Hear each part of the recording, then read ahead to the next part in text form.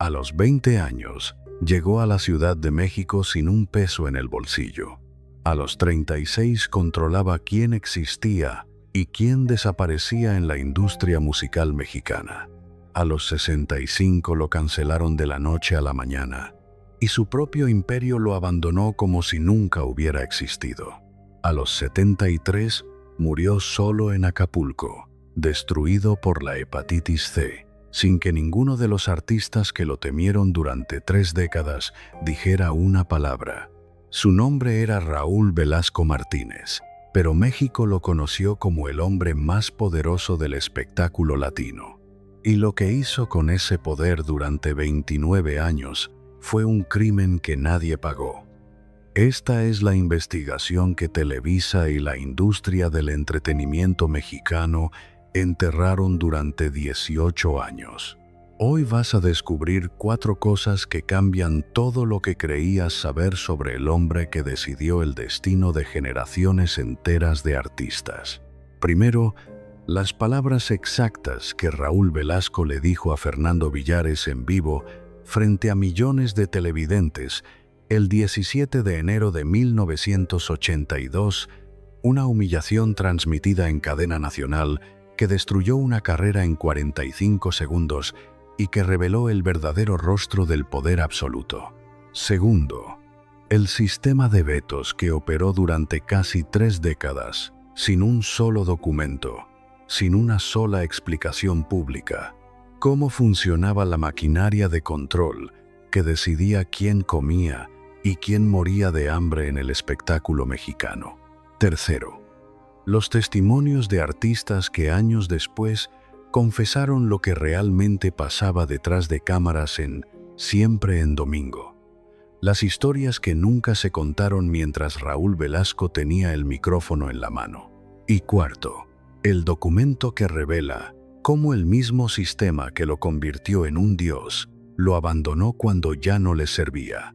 La cancelación que nadie vio venir y el silencio devastador que lo acompañó hasta su muerte en noviembre de 2006. Te voy a avisar cuando llegue cada una. Si te vas antes del final, te pierdes la parte que Televisa y los artistas que lo temieron han intentado borrar durante casi 2 décadas. Pero antes de contarte cómo destruyó carreras y cómo lo destruyeron a él, necesitas entender cómo nació. Porque el hombre que aterrorizó a la industria del espectáculo mexicano durante 3 décadas no nació con poder. Nació en la pobreza absoluta de provincia, en un lugar donde nadie llega a nada, en una familia donde la supervivencia era el único objetivo. Y lo que le pasó en esos primeros años plantó la semilla de lo que vendría después. 24 de abril de 1933, Celaya, Guanajuato. México está en plena reconstrucción postrevolucionaria. Las ciudades crecen, pero el campo sigue sangrando. Celaya es un pueblo de tierra, maíz y miseria, calles sin pavimentar, casas de adobe, familias que comen frijoles 3 veces al día cuando hay suerte. En una de esas casas nace Raúl Velasco Martínez. Su madre trabaja lavando ropa ajena. Sus manos están perpetuamente arrugadas por el jabón y el agua fría. Lava, tiende, plancha. Desde antes de que salga el sol hasta que ya no puede ver las manchas en las camisas, cobra centavos por kilo de ropa. Su padre no está. Como tantos hombres de esa época, como tantos padres que aparecen en estas historias, el padre de Raúl Velasco está ausente. No hay registro de él en las entrevistas que Raúl dio décadas después. No hay fotografías, no hay menciones. Simplemente no existe en la narrativa de su vida. Y Raúl crece entendiendo algo fundamental: que los hombres se van, que las mujeres aguantan, que la familia es una carga que se lleva sola. Imagínate eso, crecer sin una figura paterna, viendo a tu madre destruirse las manos todos los días para que tú puedas comer un plato de frijoles con tortillas, viendo cómo se levanta antes del amanecer y se acuesta cuando tú ya estás dormido, viendo cómo envejece 10 años por cada año que pasa. La casa donde vive Raúl no es una casa, es un cuarto, tal vez 2 si tienen suerte. Piso de tierra, techo de lámina que suena como tambor cuando llueve y se convierte en horno cuando sale el sol. Paredes de adobe que se desmoronan con cada temporada de lluvias, sin baño, sin agua corriente, sin luz eléctrica. La comida, frijoles, tortillas, café aguado, sal. Cuando hay un poco más de dinero, arroz. Cuando hay celebración, un pedazo de carne que se divide entre todos hasta que cada quien tiene un bocado. Raúl usa la misma ropa toda la semana. Los zapatos se remiendan hasta que ya no hay nada que remendar. Los pantalones tienen parches sobre parches. Las camisas heredadas de alguien más grande pasan de hermano a hermano hasta que se deshacen. Piensa en eso un momento. Ir a la escuela con la ropa remendada. Sentir las miradas de los otros niños. Escuchar los susurros. Saber que eres el pobre, el que no tiene, el que viene del otro lado del pueblo. Y en algún momento de esa infancia de hambre y vergüenza, algo se planta en el corazón de Raúl Velasco. Una semilla oscura, una promesa que se hace a sí mismo. Nunca más voy a ser el que no tiene poder. Nunca más voy a ser el que pide. Nunca más voy a necesitar de nadie. Esa frase, esa promesa silenciosa, se convertirá en el motor de todo lo que viene después. Se repetirá en su cabeza durante los siguientes 73 años. Cada vez que alguien le pida algo, cada vez que alguien dependa de él, cada vez que tenga la oportunidad de decir que sí o que no. Si Raúl Velasco no te quiere, no existes. Pero en 1933, en Celaya, Guanajuato, Raúl Velasco es el que no existe. Es un niño invisible en un pueblo invisible. Come cuando hay, estudia cuando puede, trabaja desde que tiene edad para cargar algo. No hay registro de un talento temprano.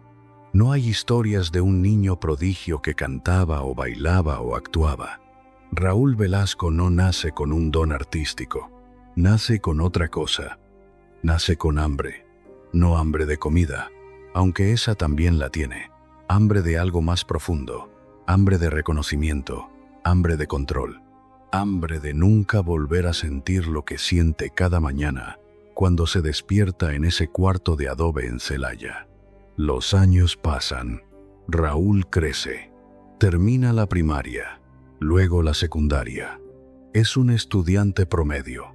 No destaca en nada en particular, pero tiene algo que muchos en su pueblo no tienen: la determinación de salir. Porque quedarse en Celaya significa repetir la vida de su madre. Significa trabajar hasta morir por centavos. Significa aceptar que naciste pobre y morirás pobre, y tus hijos nacerán pobres. Y Raúl Velasco, aunque todavía no lo sabe, no está hecho para aceptar nada. A los 20 años, en 1953, toma la decisión que cambiará todo. Agarra lo poco que tiene. Mete sus 3 mudas de ropa en una maleta vieja. Le dice adiós a su madre. Sube a un autobús y se va a la Ciudad de México. 20 años. Sin contactos, sin dinero, sin un plan claro, solo con esa promesa martillándole en la cabeza: nunca más voy a ser el que no tiene poder. Quizá tú también has sentido eso. Esa necesidad desesperada de salir del lugar donde naciste. Esa certeza de que si te quedas, te ahogas. Esa sensación de que tienes que irte o morirte tratando. Raúl Velasco llega a la Ciudad de México en 1953 con 20 años y 0 experiencia. Consigue trabajo en el Banco Nacional de México, Banamex, papeles, números, trámites, un sueldo, un cuarto rentado, comida todos los días. Pero trabajar en un banco cuando tienes hambre de poder es estar muerto en vida. Ve a sus compañeros de 40, 50, 60 años en los mismos escritorios, esperando la jubilación como salvación, y se da cuenta: Este no es el camino. Empieza a explorar. Ve los teatros, los cines, las estaciones de radio. Ve a gente que tiene algo que él no tiene, acceso, y descubra el entretenimiento. No como artista, como el que controla a quien sube al escenario. Ese poder no envejece, ese poder crece. Deja Banamex, busca trabajo en medios, empieza desde abajo. Durante los años 60, trabaja en radio y televisión. Aprende cómo funciona la industria desde adentro y aprende la lección más importante. En el entretenimiento mexicano, el poder no está en el talento, está en el acceso. Nunca más voy a ser el que no tiene poder. Y en 1969, a los 36 años, finalmente consigue lo que vino a buscar. Le ofrecen conducir un programa de variedades los domingos en Televisa. Siempre en domingo. Nadie imagina que ese programa se convertirá en el Tribunal Supremo del Espectáculo Latino durante 3 décadas. A los 36 años, Raúl Velasco recibe una llamada que cambiará su vida y la de millones de artistas que ni siquiera han nacido todavía. Televisa necesita un conductor para un programa de variedades dominical. Algo ligero, algo familiar. Música, entrevistas, concursos, nada revolucionario. Solo entretenimiento para las familias mexicanas que se reúnen frente al televisor después de misa. Le ofrecen el puesto. Raúl acepta sin pensarlo 2 veces, porque él sabe algo que los ejecutivos de Televisa no saben todavía. Este no es solo un programa de entretenimiento, es una plataforma, y las plataformas, en las manos correctas, se convierten en imperios. El programa se llamará Siempre en Domingo. Se transmitirá en horario estelar, domingo por la tarde, cuando todo México está en casa, cuando las familias se sientan juntas, cuando no hay competencia porque el resto de los canales transmiten películas viejas o programas religiosos. Raúl Velasco entiende el poder de esa franja horaria antes de que nadie más lo haga.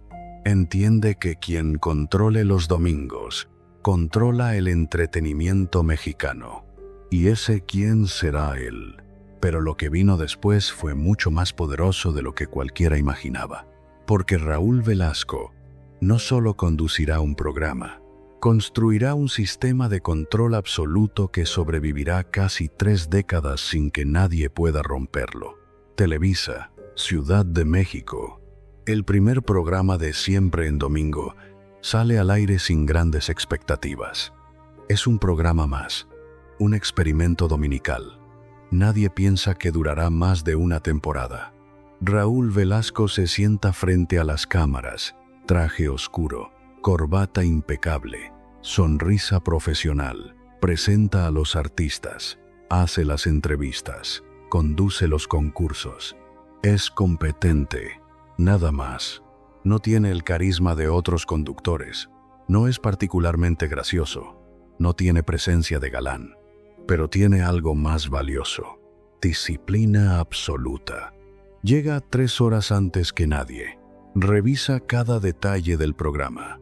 Conoce el nombre de cada camarógrafo, cada técnico, cada asistente. Sabe exactamente qué va a decir en cada segmento. No improvisa. No deja nada al azar. Y los ejecutivos de Televisa notan algo. El programa funciona. Los ratings suben. Las familias sintonizan. Los anunciantes llaman. Siempre en Domingo se renueva para una segunda temporada, luego una tercera, luego una cuarta. Y en algún momento entre 1969 y 1975, algo cambia. El programa deja de ser un programa más. Se convierte en la plataforma. Porque Televisa, en esos años, está consolidándose como el gigante absoluto de la televisión mexicana. Y Siempre en Domingo se convierte en su programa insignia, el que más audiencia tiene, el que más dinero genera, el que define qué es popular y qué no. y Raúl Velasco, el niño pobre de Celaya que llegó a la Ciudad de México sin un peso, de repente tiene en sus manos algo que nadie más tiene: el poder de decidir quién existe. Si Raúl Velasco no te quiere, no existes. Esa frase no existe todavía, pero el mecanismo ya está en marcha. Pero lo que vino después fue mucho más complejo de lo que el público imaginaba, porque desde afuera, Siempre en Domingo parece un programa alegre: música, baile, sonrisas, familias felices viendo a sus artistas favoritos. Pero detrás de cámaras se está construyendo algo muy diferente. Un sistema. Para entender cómo Raúl Velasco acumula poder, necesitas entender cómo funciona la industria musical mexicana en los años 70. No hay internet, no hay redes sociales, no hay YouTube, no hay forma de que un artista llegue directamente a su público. Si quieres que la gente te conozca, necesitas una de tres cosas: radio. Pero las estaciones de radio están controladas por las mismas empresas que controlan la televisión. Conciertos. Pero para llenar un auditorio, necesitas ser conocido primero. Televisión. Y en México, televisión significa Televisa. Y Televisa, los domingos, significa Raúl Velasco. Entrar a Siempre en Domingo significa existir. No entrar significa desaparecer. Raúl Velasco lo sabe y convierte ese conocimiento en poder. Los artistas empiezan a hacer cola, literalmente. Filas de managers, representantes, productores, esperando afuera de las oficinas de Televisa con maquetas, demos, fotos, currículums, todos rogando por lo mismo. 5 minutos en Siempre en Domingo. 5 minutos que pueden cambiar una carrera. Y Raúl Velasco se sienta detrás de su escritorio y decide: sí, no, quizá, después, nunca. No hay criterios claros, no hay formularios, no hay proceso transparente. Es totalmente arbitrario. Y eso, precisamente eso, es lo que hace el sistema tan poderoso. Porque cuando las reglas son claras, puedes planear. Puedes trabajar para cumplirlas.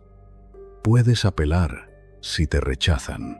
Pero cuando las reglas son arbitrarias, cuando dependen del humor de una sola persona, cuando nadie sabe exactamente qué se necesita para entrar, entonces el miedo se convierte en la norma.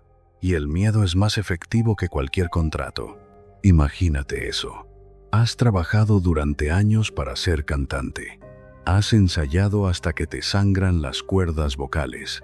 Has gastado todo tu dinero en grabar un demo. Has convencido a un productor de que apueste por ti. Y todo depende de que un señor detrás de un escritorio diga que sí. Un señor que no te conoce, que no ha escuchado tu música, que toma la decisión basándose en Dios, sabe qué criterios. Miles de artistas lo vivieron durante casi 30 años. Mediados de los años 70. Siempre en Domingo lleva casi una década al aire. Y algo queda claro para toda la industria. Lo que Raúl Velasco toca se convierte en oro. Artistas desconocidos aparecen en el programa un domingo. El lunes, sus discos están agotados en las tiendas. El martes, están contratando giras. El miércoles, son estrellas. El caso más emblemático: los artistas regionales, cantantes de música ranchera, norteña, grupera, que vienen de pueblos que nadie en la Ciudad de México puede ubicar en un mapa. Gente que canta en palenques, en rodeos, en plazas de toros. Raúl Velasco los pone en Siempre en Domingo. Y de la noche a la mañana, esos artistas que cantaban para 100 personas en un palenque de Sinaloa, están cantando para 20 millones de personas en todo México. Joan Sebastián, Vicente Fernández, Lucha Villa, Los Bukis, Bronco, todos pasan por Siempre en Domingo. Todos deben su fama nacional a esos 5, 10, 15 minutos que Raúl Velasco les dio. Y todos lo saben. Y Raúl Velasco también lo sabe. Y ahí está el mecanismo completo. Yo te di todo. Sin mí sigues en el palenque. Sin mí nadie sabe tu nombre. Nunca lo dice explícitamente. No hace falta. El mensaje está implícito en cada presentación, en cada entrevista, en cada mención. Si Raúl Velasco no te quiere, no existes. Y si existes, es porque él lo permitió. Los años pasan, y siempre en domingo se convierte en una institución. Entre 1970 y 1987, el programa alcanza números que ningún otro programa de televisión mexicana ha igualado. 25 millones de espectadores solo en México. Más de 100 millones en toda América Latina. Transmisiones en Argentina, Colombia, Venezuela, Chile. Artistas internacionales pidiendo aparecer porque, siempre en domingo, no solo da acceso a México, sino a todo el mercado latino. Quizá tú también has visto cómo funciona el poder acumulado. Cómo después de cierto punto, las oportunidades vienen solas. El poder atrae más poder. Raúl Velasco está en ese punto. Ya no necesita buscar artistas. Los artistas lo buscan a él. Ya no necesita convencer a ejecutivos. Los ejecutivos dependen de él. Pero mientras su poder crece, algo oscuro está pasando detrás de las cámaras. Porque el poder absoluto sin supervisión se convierte en tiranía. Raúl Velasco tiene 49 años y está en la cúspide absoluta de su poder. Siempre en domingo, lleva 13 años al aire sin interrupción. Los números son apabullantes.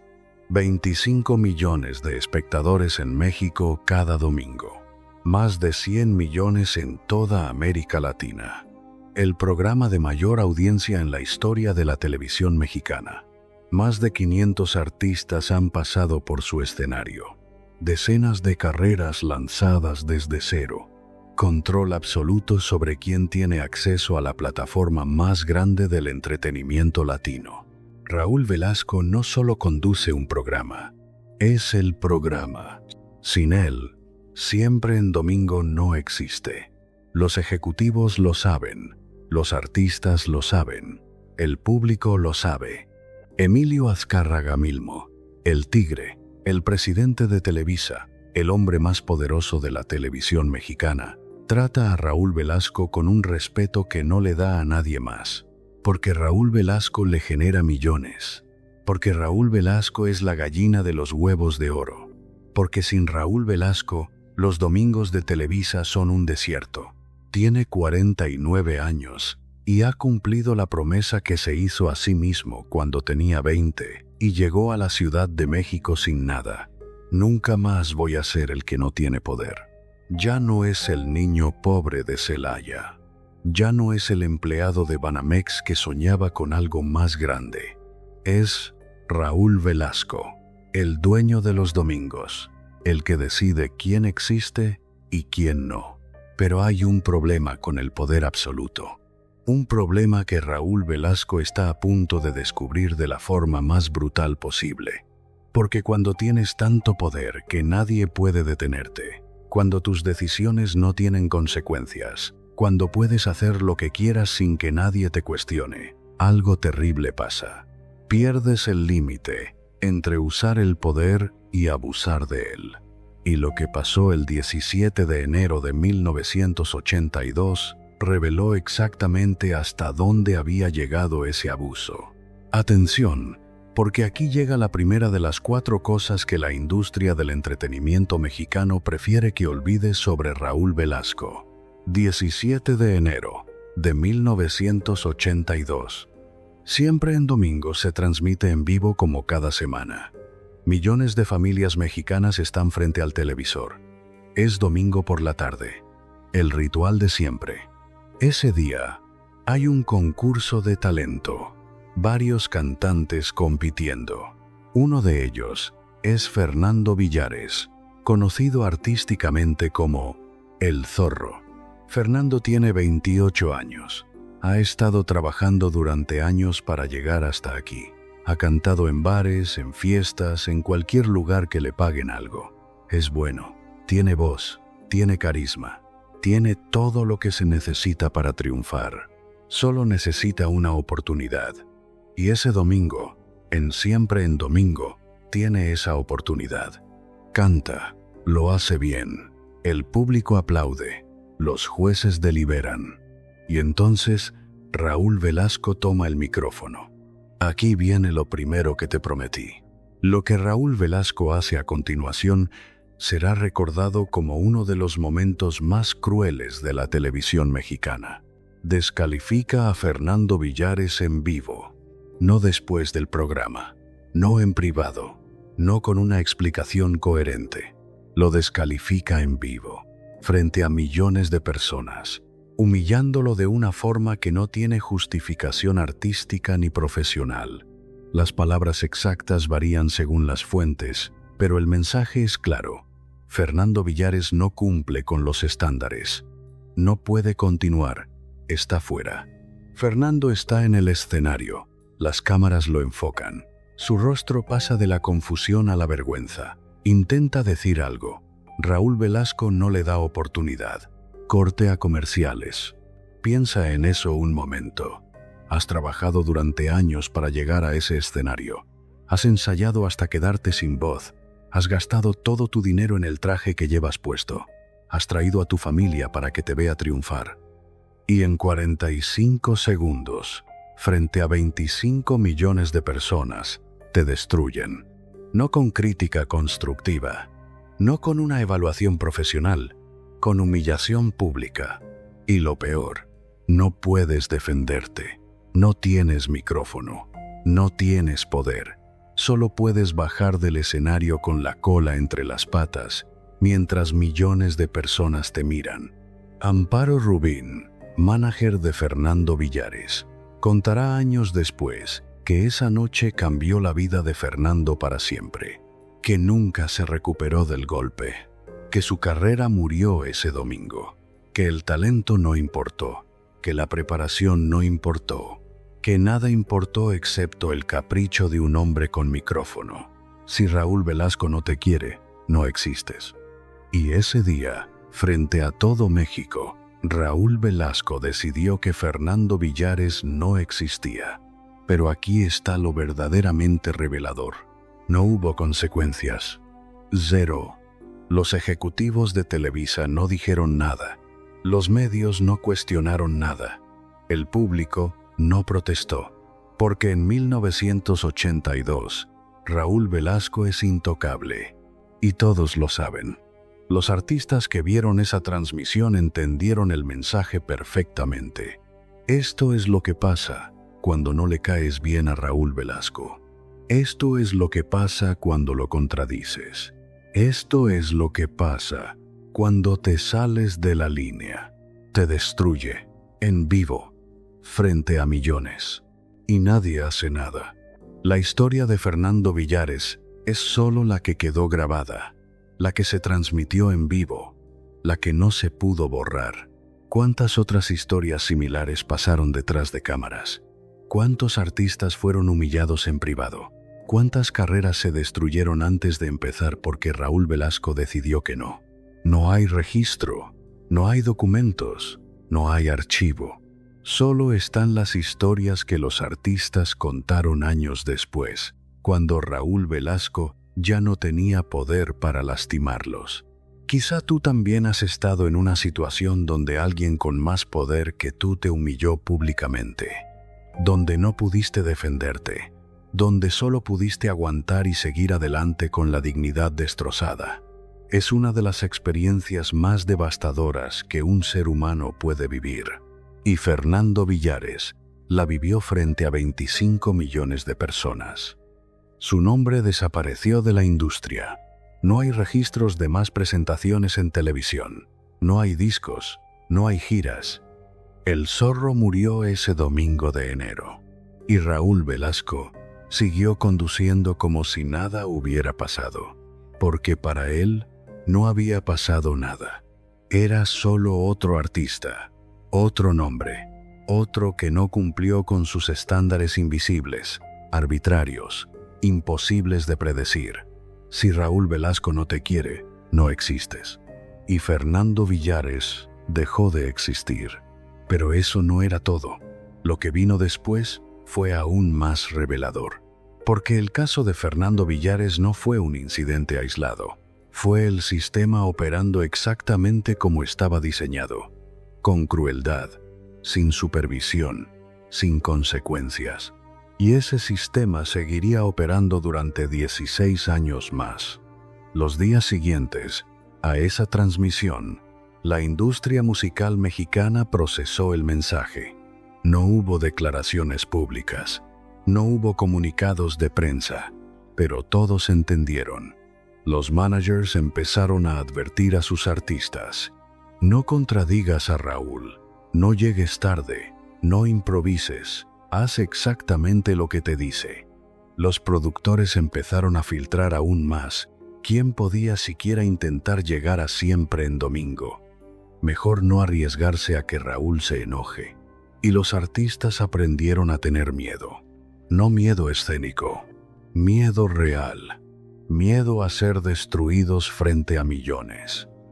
Porque el poder de Raúl Velasco no estaba en lo que hacía cuando las cosas salían bien. Estaba en lo que hacía cuando decidía castigar a alguien. Y el castigo no era privado, no era discreto, no era una llamada telefónica diciendo: lo siento, no funcionó. El castigo era público, era humillante. Era diseñado para que todos lo vieran y entendieran. Esto te puede pasar a ti.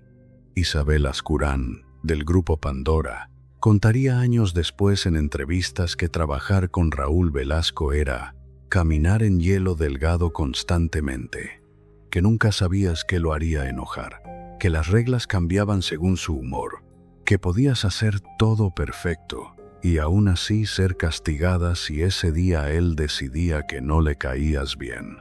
Lupe Esparza, vocalista de Bronco, diría en una entrevista en 2015: Raúl Velasco nos abrió puertas, pero también teníamos que hacer todo como él decía. No había espacio para decir que no. No había espacio para decir que no. Esa frase resume todo el sistema. Porque cuando dependes completamente de una sola plataforma, cuando esa plataforma está controlada por una sola persona, cuando esa persona tiene poder absoluto sin supervisión, entonces el no deja de existir. Solo existe el sí o la desaparición. Fernando Villares eligió algo que Raúl interpretó como desafío y desapareció. La revelación aquí no es solo lo que le pasó a Fernando Villares. La revelación es que ese era el sistema funcionando normalmente, que no fue un error, no fue un mal día, no fue un accidente, fue el poder absoluto operando exactamente como opera siempre, sin límites, sin consecuencias, sin nadie que pueda detenerlo. Y todos lo sabían. Televisa lo sabía, los artistas lo sabían, el público lo sabía, y nadie hizo nada. Porque ¿quién iba a detener al hombre que generaba los ratings más altos de la televisión mexicana? ¿Quién iba a cuestionar al que llenaba las arcas de Televisa cada domingo? ¿Quién iba a arriesgarse a enfrentar al que podía destruir carreras con una frase? Nadie, absolutamente nadie. Y Raúl Velasco lo sabía. Y ese conocimiento lo hizo aún más poderoso, porque el miedo es el mejor mecanismo de control que existe. Y después del 17 de enero de 1982, todos en la industria musical mexicana tenían miedo. Pero el control de Raúl Velasco no se limitaba a humillaciones públicas. Había algo mucho más sistemático operando detrás de cámaras. Aquí viene lo segundo que te prometí. Kate del Castillo, 2019, documental público. Sus palabras exactas: me invitaban a entretener a ejecutivos. Si decías que no, había consecuencias profesionales. Entretener a ejecutivos. No lo dijo en secreto, lo dijo en cámara, en un documental que millones vieron. Y no fue la única. Alejandra Ábalos confirmó públicamente que existía un sistema de invitaciones especiales para actrices jóvenes. Dijo que había precios específicos, hasta $1.000.000 en los años 80. $1.000.000. Piensa en eso. $1.000.000 era más de lo que la mayoría de las actrices ganaban en un año entero. Marisol Santa Cruz lo llamó diferente. Invitaciones para ser dama de compañía. El favoritismo laboral estaba directamente relacionado. Dama de compañía. Y la frase más devastadora. El favoritismo laboral estaba directamente relacionado. Eso significa que, si participabas, conseguías mejores papeles, más apariciones en Siempre en Domingo. Si no participabas, te quedabas invisible.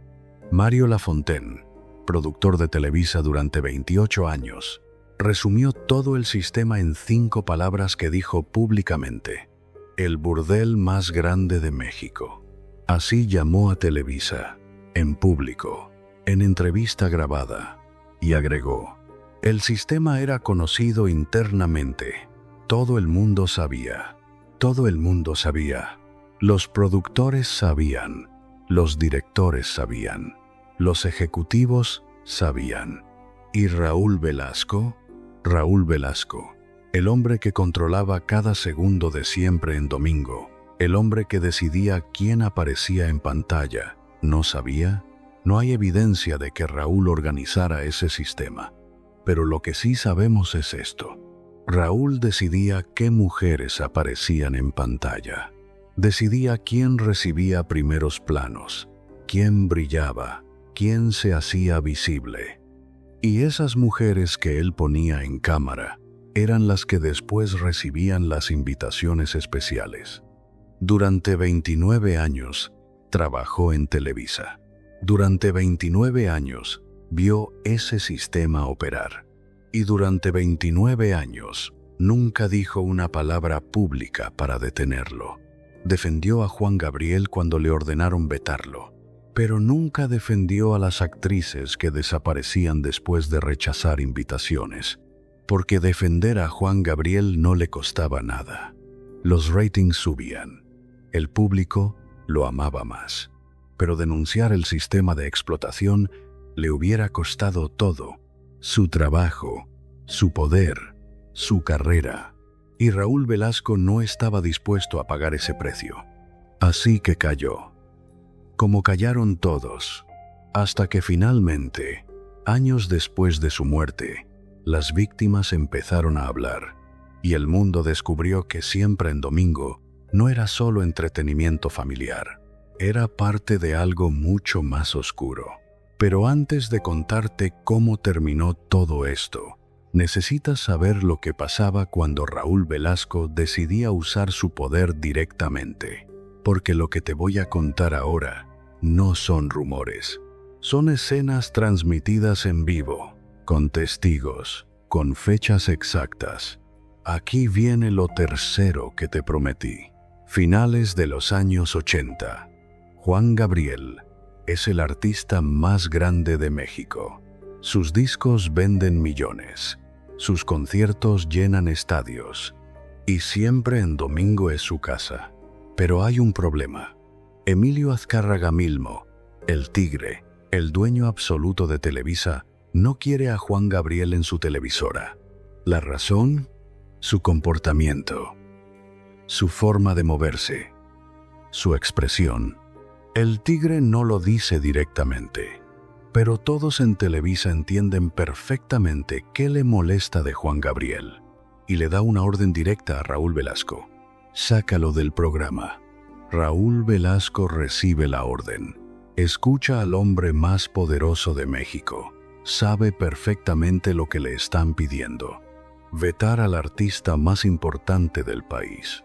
Y Raúl tiene que decidir: obedecer, como ha obedecido durante 20 años, o hacer algo que nunca ha hecho, desobedecer. Y entonces pasa algo que nadie esperaba. Un domingo, en vivo, frente a 40 millones de mexicanos, Raúl Velasco dice estas 7 palabras.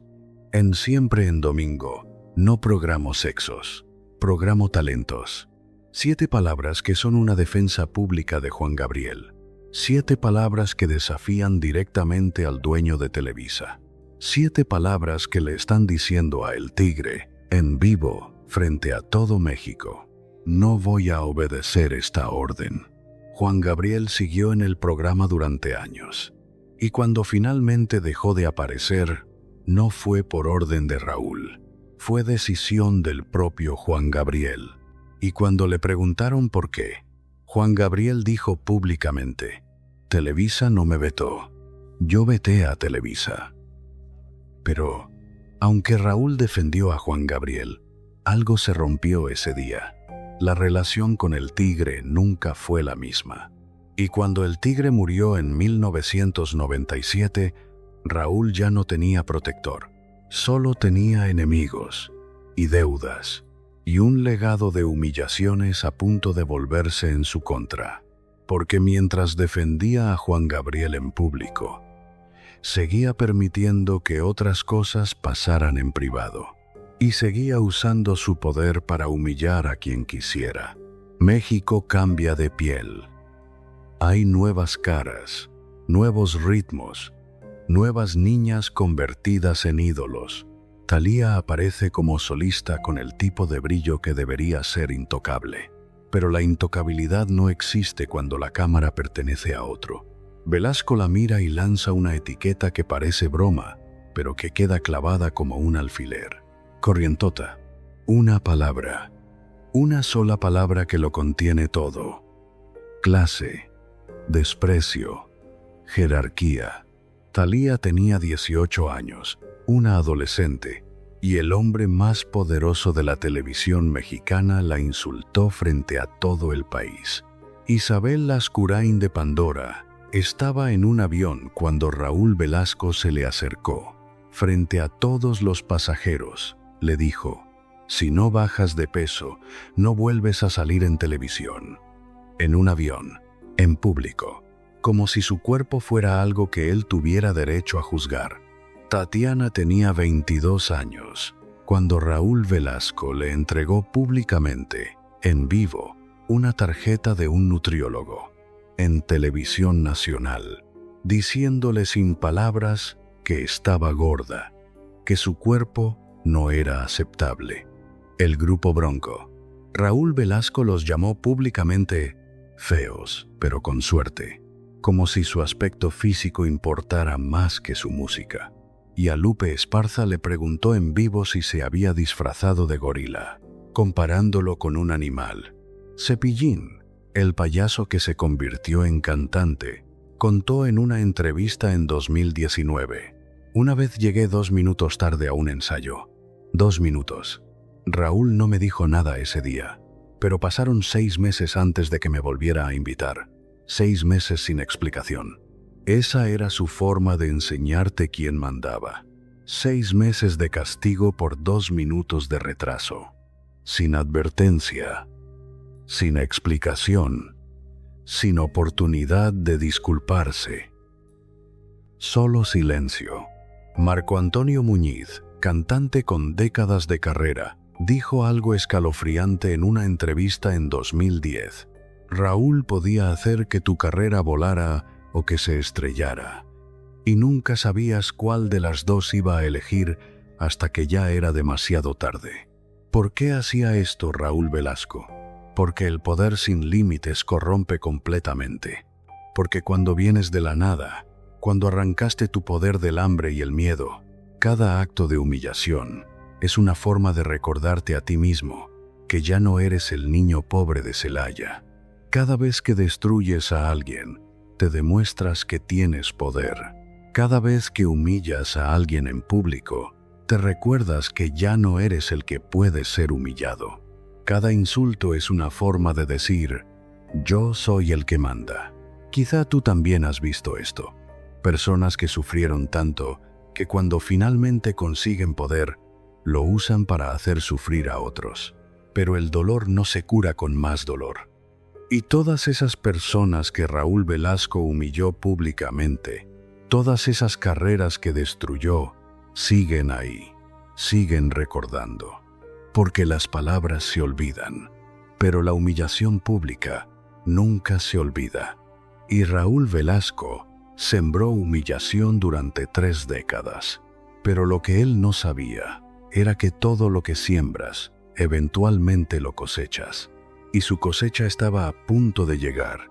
Y ahora llegamos a la cuarta y última revelación, la que te prometí al principio. Si has llegado hasta aquí, esto es para ti. Porque lo que voy a contarte ahora no pasó en los años 70, ni en los 80, ni siquiera en los 90. Pasó en 1998 y revela algo que nadie esperaba, que el poder de Raúl Velasco, ese poder que parecía indestructible, ese poder que había sobrevivido casi 30 años, tenía fecha de caducidad. Y cuando llegó esa fecha, el imperio se desmoronó en cuestión de meses. Aquí viene lo cuarto que te prometí, la cancelación que nadie vio venir y el abandono total del sistema que lo creó. Raúl Velasco tiene 64 años, siempre en domingo, lleva 28 años al aire, casi 3 décadas de dominio absoluto. Los domingos de México siguen siendo suyos, pero algo está cambiando en la industria. La televisión por cable está creciendo. MTV llega a América Latina, canales de música, programas de competencia. El monopolio de Televisa empieza a mostrar grietas. Y algo más importante, los artistas están encontrando otros caminos. Internet está en sus primeras etapas, pero ya existe. Los CDs permiten distribución más democrática. Las radios independientes tienen más alcance. Siempre en domingo sigue siendo importante, pero ya no es el único camino. Y Raúl Velasco, acostumbrado a tener control absoluto, empieza a perder terreno. Pero el golpe real no viene de la competencia, viene de su propio cuerpo. A Raúl Velasco le diagnostican hepatitis C. La enfermedad avanza rápido. Su hígado está fallando. Los médicos le dan opciones: tratamiento agresivo, cambios radicales en su estilo de vida, retiro inmediato. Raúl Velasco rechaza retirarse, porque retirarse significa admitir que el poder se acabó. Y él no está listo para eso. Sigue conduciendo siempre en domingo, mientras su salud se deteriora visiblemente. Pierde peso. Su piel toma un tono amarillento. Su energía disminuye. Las cámaras empiezan a notarlo. El público empieza a notarlo. Y los ejecutivos de Televisa empiezan a tener conversaciones privadas. ¿Cuánto tiempo más puede seguir? ¿Deberíamos buscar reemplazo? ¿Qué hacemos cuando ya no pueda continuar? Raúl Velasco escucha los rumores. Sabe lo que está pasando, pero sigue adelante, cada domingo, aferrándose al micrófono como si fuera un salvavidas. Abril de 1998. Televisa toma una decisión. Cancelan siempre en domingo. No hay gran anuncio. No hay homenaje especial. No hay despedida emotiva. Simplemente les informan a Raúl Velasco que el programa terminará al final de la temporada. 28 años. 456 emisiones. Miles de artistas. Millones de espectadores. Y termina con una notificación corporativa fría. Piensa en eso un momento. Has construido el programa más exitoso en la historia de la televisión mexicana. Has generado millones de dólares para la empresa. Has sido la cara de Televisa durante casi 3 décadas. Y cuando tu salud falla, cuando ya no les sirves, te cancelan como se cancela cualquier programa que ya no da números. Sin ceremonia, sin agradecimiento especial, sin reconocimiento del legado. Solo se acabó. Gracias por todo. Adiós. La última emisión de Siempre en Domingo se transmite en abril de 1998. Raúl Velasco se despide del público. Intenta mantener la compostura. Su voz tiembla. Su cuerpo está visiblemente enfermo. Dice algunas palabras sobre la trayectoria del programa, sobre los artistas, sobre el público fiel. Corte a negro. Se acabó. Y lo que pasó después es quizás la parte más cruel de toda esta historia. Los años siguientes, entre 1998 y 2006, Raúl Velasco vive en un limbo devastador. Su salud sigue deteriorándose. La hepatitis C destruye su hígado. Los tratamientos son dolorosos, invasivos, inefectivos, pero lo peor no es la enfermedad física, es el abandono. Los artistas a los que lanzó al estrellato no lo llaman. Los ejecutivos de Televisa que se beneficiaron de su trabajo durante décadas no lo visitan. Los medios que lo adularon durante 28 años dejan de mencionar su nombre. El hombre que decidió quién existía y quién no durante 3 décadas, de repente descubre lo que significa no existir. Si Raúl Velasco no te quiere, no existes. Pero ahora la frase se invierte. Si el sistema no te quiere, no existes. Y el sistema ya no quiere a Raúl Velasco. Intenta generar proyectos, propone nuevos programas, ofrece su experiencia como consultor. Televisa no responde. Busca espacios en otros canales, toca puertas, hace llamadas. Nadie está interesado, porque en el entretenimiento, como en pocas industrias, solo importas mientras generas dinero. Cuando dejas de ser rentable, cuando tu salud te hace poco confiable, cuando tu era ya pasó, desapareces. No importa cuánto hayas dado, no importa cuántos años de servicio, no importa el legado, solo importa el presente. Y en el presente, Raúl Velasco ya no sirve. Los últimos años de su vida los pasa mayormente en Acapulco. Solo. Su familia está con él, pero el mundo del entretenimiento, ese mundo que fue toda su vida durante 40 años, lo ha olvidado completamente. No hay homenajes mientras está vivo. No hay reconocimientos especiales. No hay llamadas de colegas preguntando cómo está. Solo silencio. El mismo silencio que él usó como arma durante décadas. El mismo silencio que destruyó carreras. El mismo silencio que hizo desaparecer a artistas. Ahora ese silencio lo envuelve a él. ¿Sabes lo que es darte cuenta de que todo lo que construiste desaparece en el momento en que dejas de ser útil? Esa sensación de que nunca fuiste valorado por quién eres, sino solo por lo que podías producir. Raúl Velasco lo descubre de la forma más brutal posible. 26 de noviembre de 2006. Acapulco, Guerrero. Raúl Velasco muere a los 73 años por complicaciones de la hepatitis C. Los medios reportan la noticia. Obituarios breves. Recapitulaciones rápidas de su carrera. Algunos artistas dan declaraciones políticamente correctas. Fue una figura importante en la televisión mexicana. Nadie dice más. Nadie cuenta las historias completas. Nadie habla de los vetos. Nadie menciona los rumores. Nadie reconoce el sistema de control que operó durante décadas. Solo frases genéricas de condolencia. Y después, silencio nuevamente. No hay estatuas. No hay calles con su nombre. No hay plazas conmemorativas. Raúl Velasco desaparece de la memoria colectiva casi tan rápido como desaparecieron los artistas que él vetó. Y la ironía es devastadora. El hombre que más temía no tener poder, el hombre que construyó todo un sistema para nunca volver a ser invisible, termina exactamente donde empezó. Invisible, sin poder, olvidado. La revelación final no es sobre lo que Raúl Velasco hizo, es sobre lo que le hicieron a él. El mismo sistema que lo convirtió en un dios lo desechó como basura cuando ya no generaba dinero. Las mismas personas que se beneficiaron de su trabajo durante décadas lo abandonaron en sus últimos años.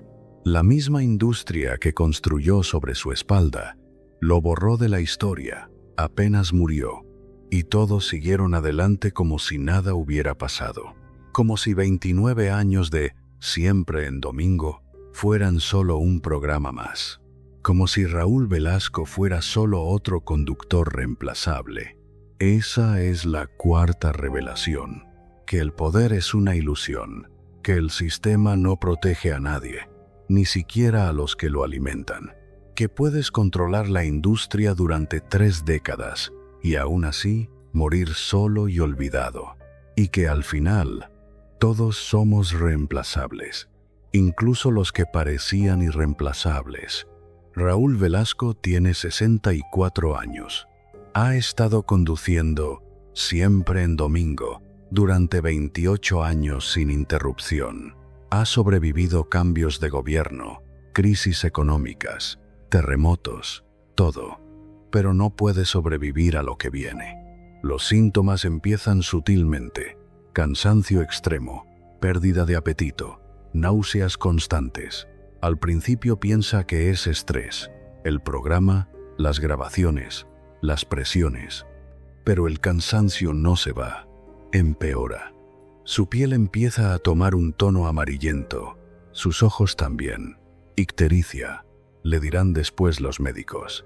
Va al hospital, le hacen análisis, esperan resultados.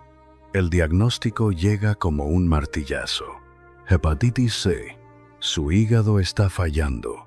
La enfermedad ha estado avanzando silenciosamente durante años, quizá décadas, destruyendo el órgano que filtra las toxinas de su sangre. Los doctores son claros. Necesita tratamiento inmediato. Necesita cambios radicales en su estilo de vida. Necesita descanso. Y lo más importante, no puede seguir con el ritmo de trabajo que lleva. Raúl Velasco escucha todo esto sentado en una camilla de hospital y toma una decisión que sellará su destino.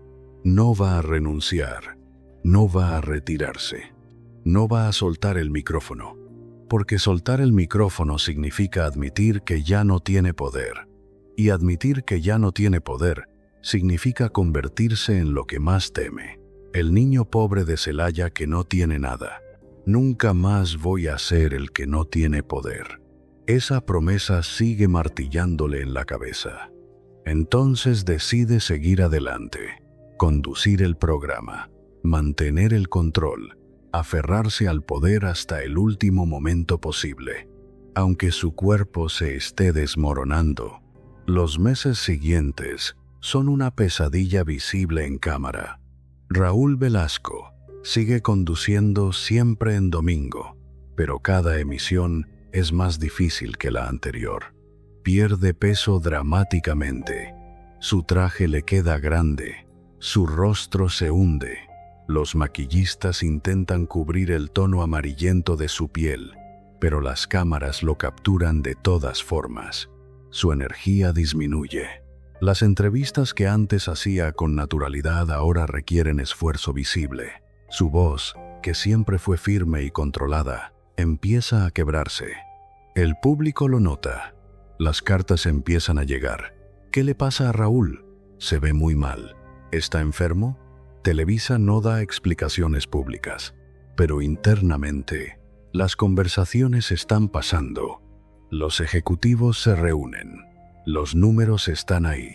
Los ratings de Siempre en Domingo siguen siendo buenos, pero ya no son extraordinarios. La competencia está creciendo. Los gustos del público están cambiando.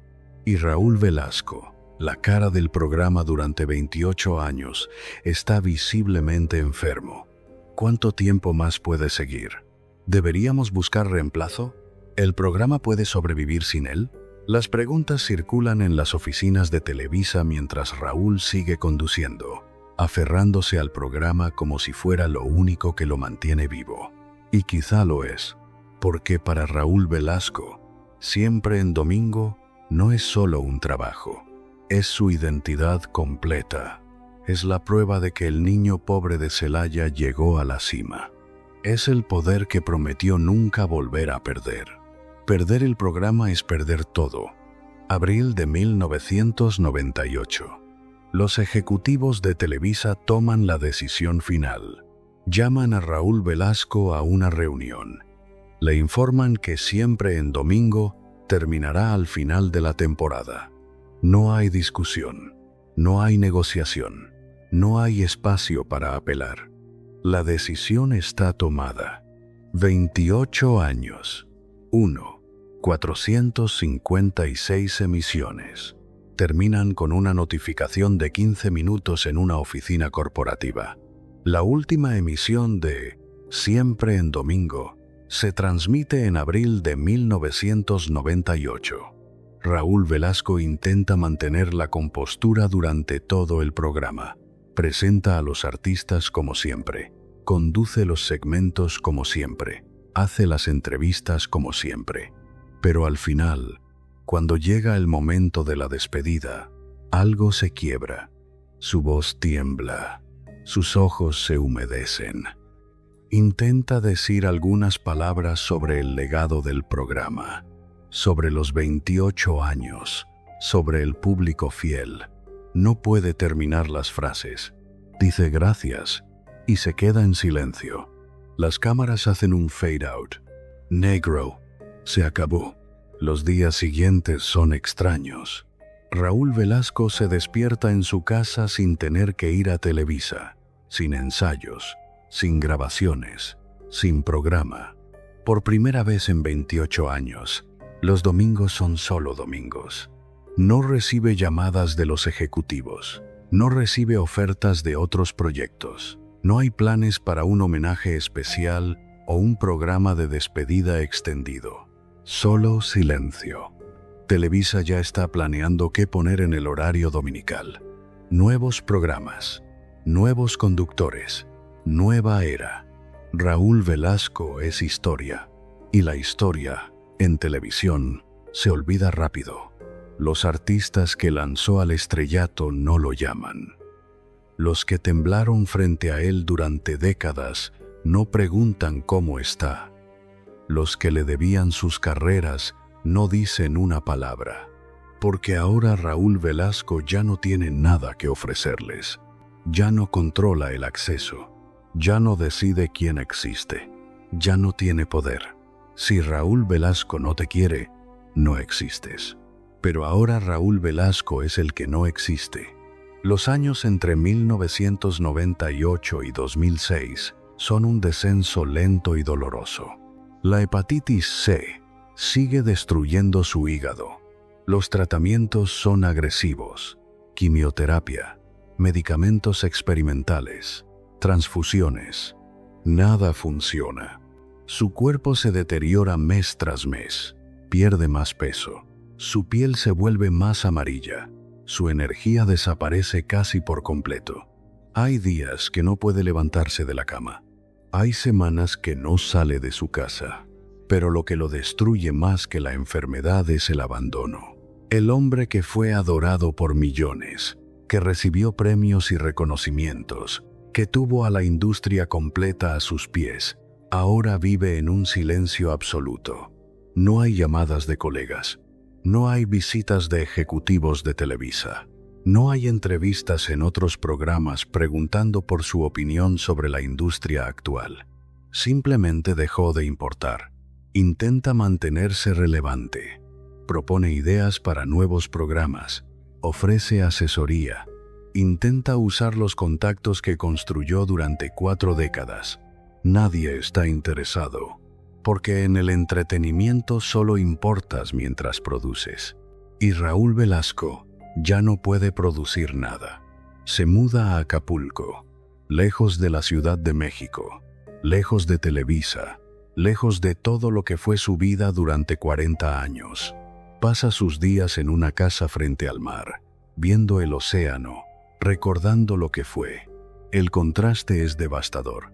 El hombre que controló la industria musical mexicana durante 3 décadas, ahora no controla ni su propio cuerpo. El hombre que decidió quién comía y quién no ahora apenas puede comer. El hombre que hizo desaparecer a cientos de artistas ahora es el que desapareció. Hoy, mientras escuchas esta historia, Raúl Velasco lleva 18 años muerto. Murió el 26 de noviembre de 2006 en Acapulco, Guerrero, a los 73 años, por complicaciones de la hepatitis C que lo persiguió durante casi una década. Su funeral fue discreto. Familia cercana, algunos amigos, algunos colegas que sintieron la obligación de aparecer. Los artistas que lo temieron durante décadas enviaron condolencias genéricas. Televisa emitió un comunicado breve. Los medios reportaron la noticia y siguieron adelante. No hay estatuas de Raúl Velasco en Ciudad de México. No hay calles con su nombre. No hay plazas conmemorativas. No hay programas especiales recordando su legado. Siempre en domingo se recuerda como un fenómeno cultural, pero Raúl Velasco como persona ha sido borrado casi por completo. Y la ironía es brutal. Ya no puede cantar las canciones que lo hicieron famoso, porque nunca cantó. Ya no puede conducir el programa que construyó porque está muerto. Ya no puede controlar a nadie, porque el poder se evaporó el día que Televisa decidió que ya no era rentable. Pero su legado sigue vivo de una forma retorcida. Cada vez que un ejecutivo de televisión abusa de su poder, cada vez que un productor veta a un artista sin explicación, cada vez que alguien con acceso a una plataforma decide quién merece ser visto y quién no, el sistema que Raúl Velasco perfeccionó sigue operando. Solo cambió de nombre. Y esa, quizá, es la parte más triste de toda esta historia, que Raúl Velasco murió, pero el monstruo que creó sigue vivo. Recapitulemos esta historia en números fríos. 1933. Nace en Celaya, Guanajuato, en pobreza absoluta. 1953. Llega a Ciudad de México sin nada. Descubre que el poder está en controlar el acceso. 1969. Comienza siempre en domingo y construye el sistema de control más absoluto del entretenimiento mexicano. 1982. Humilla públicamente a Fernando Villares, destruyendo su carrera en 45 segundos. 1997. Hepatitis C. Se niega a renunciar. 1998. Televisa cancela el programa. 28 años. 1. 456 emisiones. Es abandonado. 2006. Muere solo en Acapulco, olvidado por la industria que dominó. 0 reconocimiento después de su muerte. 0 consecuencias por los abusos. 0 justicia para los artistas vetados. ¿Es esto una maldición? No. Es el resultado inevitable de un sistema que permite poder absoluto sin supervisión, sin consecuencias, sin límites. La lección aquí no es que Raúl Velasco era un hombre malvado. La lección es más profunda y más incómoda. El poder absoluto no corrompe a personas malas, corrompe a cualquier persona. Raúl Velasco no nació cruel, nació pobre, asustado, hambriento de control porque creció sin ninguno. Llegó a la Ciudad de México con el sueño legítimo de salir de la pobreza, de construir algo, de nunca volver a ser invisible. Y lo logró. Construyó el programa más exitoso de la televisión mexicana. Lanzó carreras, creó entretenimiento que millones amaron. Pero en el camino, porque nadie lo detuvo, porque el sistema lo permitió, porque Televisa valoraba los ratings más que la ética, se convirtió en algo diferente. Se convirtió en un tirano. Raúl Velasco tenía todo lo que el mundo considera éxito: fama, poder, influencia, dinero, respeto, pero no tenía límites. No tenía a nadie que le dijera no. No tenía supervisión. No tenía consecuencias. Tenía el micrófono más poderoso de México, pero no tenía humildad. Tenía el poder de crear estrellas, pero no tenía compasión. Tenía décadas de dominio, pero no tenía dignidad en la caída. ¿Por qué nadie lo detuvo durante 29 años? ¿Por qué Televisa permitió que una sola persona tuviera tanto control? ¿Por qué los artistas que sabían lo que pasaba nunca hablaron mientras él tenía poder? Las respuestas son incómodas pero necesarias. Si esta historia te removió algo por dentro, si te hizo pensar en el poder que tienen algunas personas y el precio que otros pagan por ese poder, dale like para que más gente conozca lo que realmente pasó detrás del programa que parecía tan inocente cada domingo. Comparte este video con alguien que creció viendo Siempre en Domingo, sin saber la historia completa. La próxima semana vamos a hablar de otro gigante de la televisión mexicana que construyó un imperio y lo perdió todo de la forma más inesperada. Alguien que tenía tanto poder que parecía intocable, hasta que descubrió que nadie es intocable. Nos vemos ahí.